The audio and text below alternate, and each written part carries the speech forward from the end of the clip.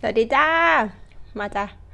หนูขออนุญาตตั้งแนวนอนเนาะเพราะว่าหนูใส่ไมค์หนูจะลองว่าไมค์มันใช้ได้หรือเปล่าใช้ได้หรือยังเนาะมาจ้ะกินยำวันนี้พามากินยำทะเลยำทะเลเดือดไม่ได้หนูไม่ได้ไอ้นี่จ้ะหนูไม่ได้ทำวิธีทำลงให้ก็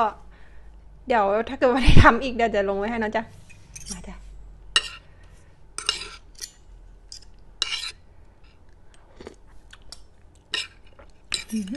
ช่วงทดลองใหม่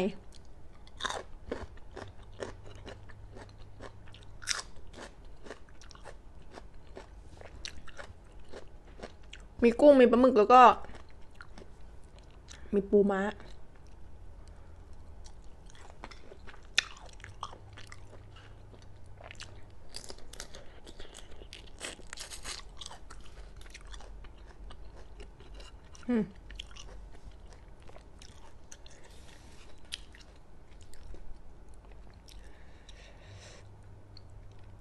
ปูม้า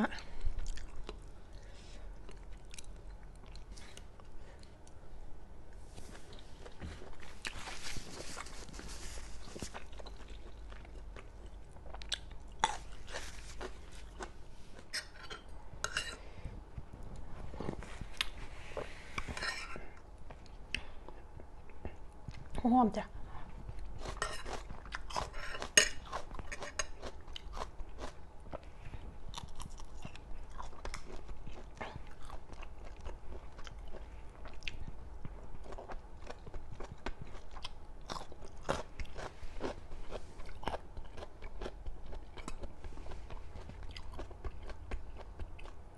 ใส่คะน้า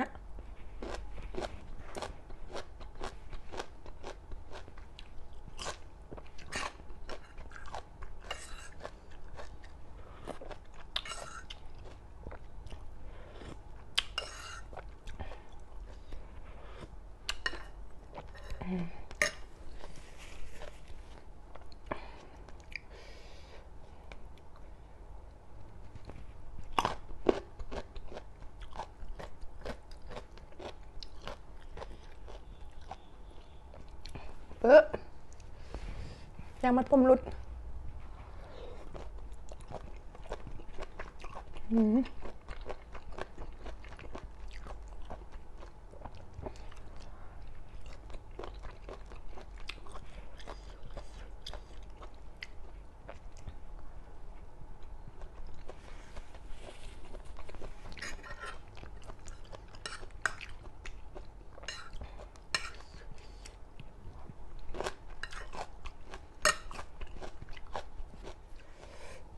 ต่อจ้ะ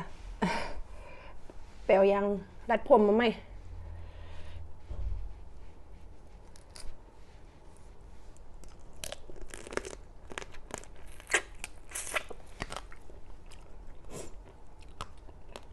หนูลวกหมดเด้อจ้ะ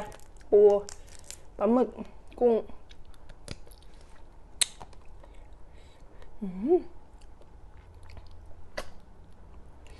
ต้องกันเชียงอะเนื้อแบบเยอะมาก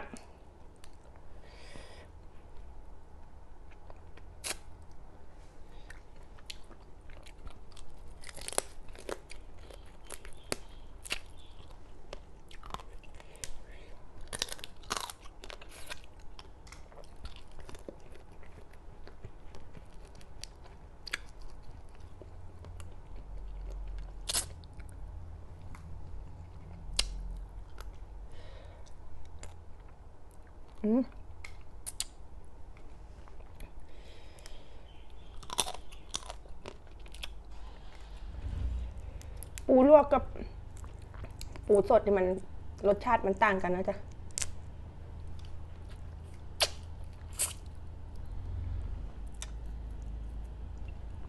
อันนี้จะมีความหอมย่างเผาอะไรเงี้ยแล้วก็มันก็รสชาติอีกอย่าง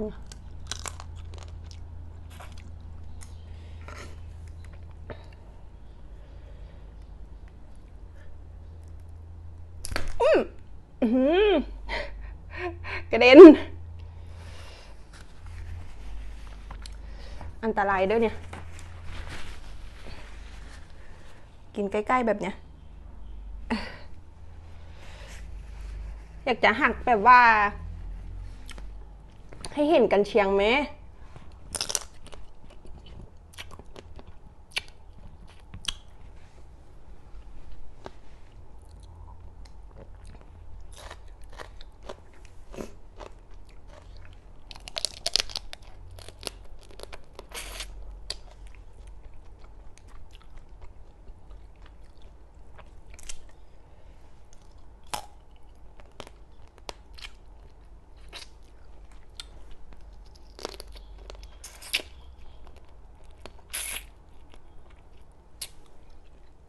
หวาน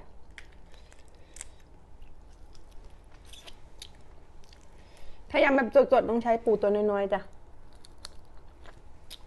ปูม้าตัวน้อยๆ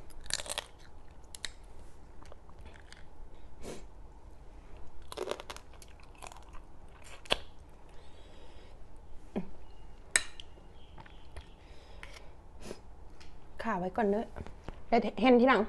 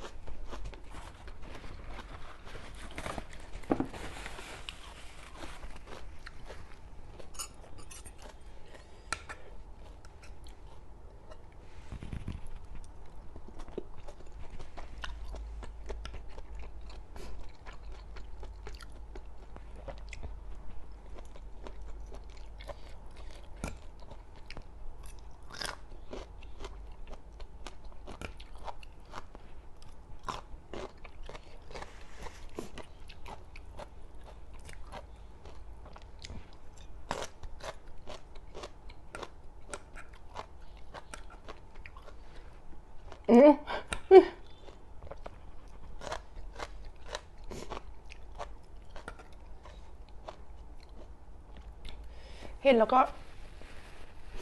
อยากกินอันนี้จ้ะรัดหน้าทะเลเนาะมันกลมๆอย่างเงี้ยผัดกะเพรา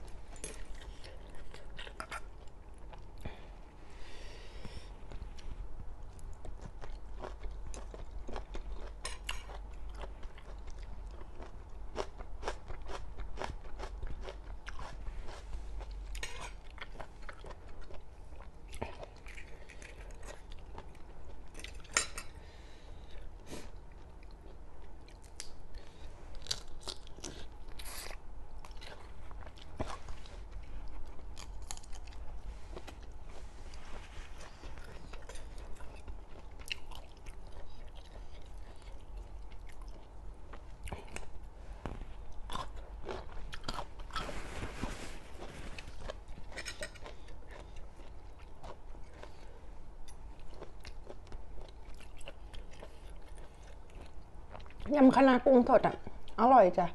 ใส่แค่ก้านคะน้าอย่างเดียวนะต้นมันอ่ะ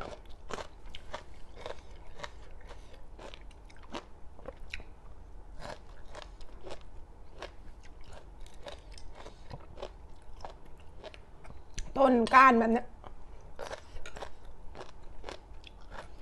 อร่อยมากต้ม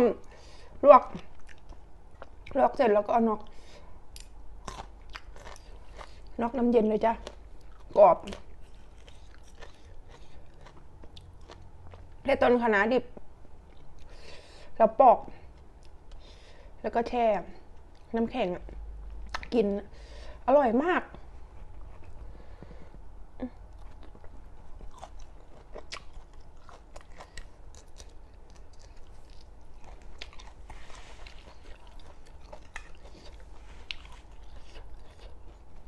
จริงๆ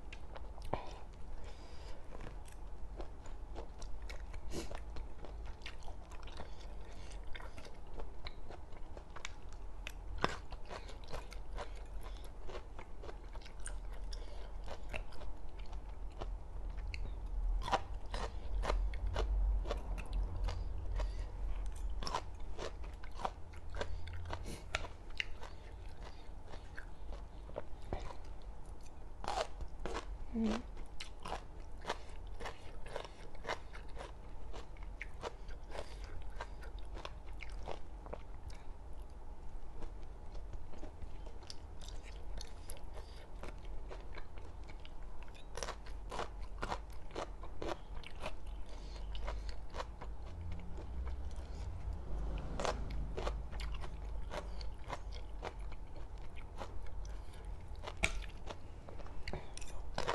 ร่อย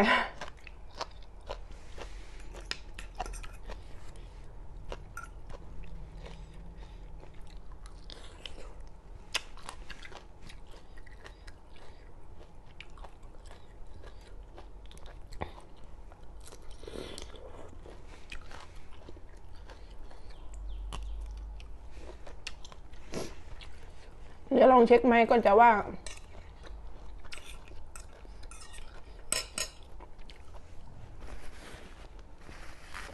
ดังดีหรือยัง เพราะว่าถ่านให้ยากมากถ่านขนาดไซส์ขนาดที่เอาใส่แต่